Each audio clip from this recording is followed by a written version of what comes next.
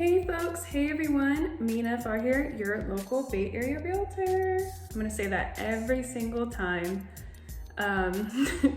You know how it goes. So I wanted to go, so I'm going over my notes right now, and there's some points that I jotted down to make about how to prevent buyer's remorse, because purchasing a home is, we will all agree that it's a huge investment, and I would never ever want a client to regret purchasing a home, especially with me, but just never ever in general. So that's why I'm uploading this video, because it's a topic I'd like to cover and hopefully prevent someone from making a huge mistake. I don't want you to regret this kind of thing.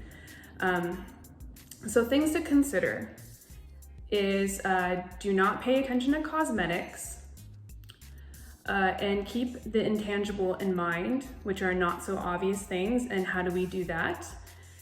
So let's say, okay, you view the home, you love the home, but what if there's something in the neighborhood that you're not happy about? What if there's like some disturbance that during the showing you don't notice? So later on you regret, because you start living in your home, getting situated, start moving in, and then you realize, so there's like a train that's making noise at 5 o'clock every day, or let's say there's airplanes, private airplanes, maybe they fly over every other day. Things that you may not notice immediately while during your the walkthrough and showing. Another thing to consider is please do not pay attention to cosmetics like the paint color, furniture. Pay more attention to the functionality and whether the home is strong, sound, a good structure. There's no issues with the foundation. I was about to say concrete. So there's different kinds of foundations, by the way. You could go through those in another video.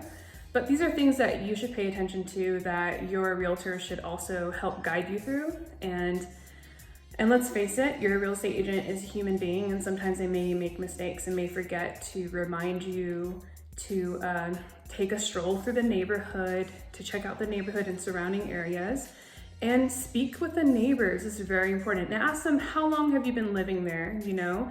Are there any concerns? Like, what kind of people live in the neighborhood, as in, do people tend to make noise? A lot of noise in the neighborhood is what I'm saying. Do you have a neighbor that, for example, may have a bunch of kids that occasionally ride their bikes, maybe, who knows, maybe like dirt bikes or something. Maybe it's a trail by the home. So these are the kind of questions that you want to ask your neighbors, how they like living in the area. Are there any disturbances? I wouldn't say that right off the bat. I would just say, like, how do you like living here? And just let them speak, let them talk. Often we have trouble with just listening, and I think it's really important. There's a lot that you can learn just by listening. So these are things to keep in mind. So before you view the home, make sure you arrive like 20 minutes early or even an hour, and just explore the neighborhood, maybe shop in the shopping centers. Just check it out, because you're not only buying a home, you're also buying a life, like an experience. You're gonna be living there. Think about it. Every day you're gonna be there. So you wanna make sure that you can really vibe with the area and with the neighbors, because this is a community. So keep these things in mind. So cosmetics, you can easily fix, do away. You could easily change the paint color. Ignore the furniture. Focus on functionality, like will you be okay with walking upstairs every day? And those particular stairs, however they're structured. Do you like, the layout of the home?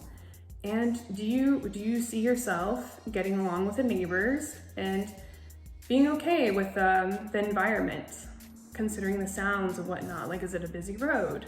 All these things to consider that may seem little in the beginning, but could be huge later on. So you really have to imagine yourself living day to day in this area. Okay, folks, with that being said, that's my short. And if you have any questions or need any help, you can contact me anytime. My contact information will be below, and I wish you all a wonderful weekend.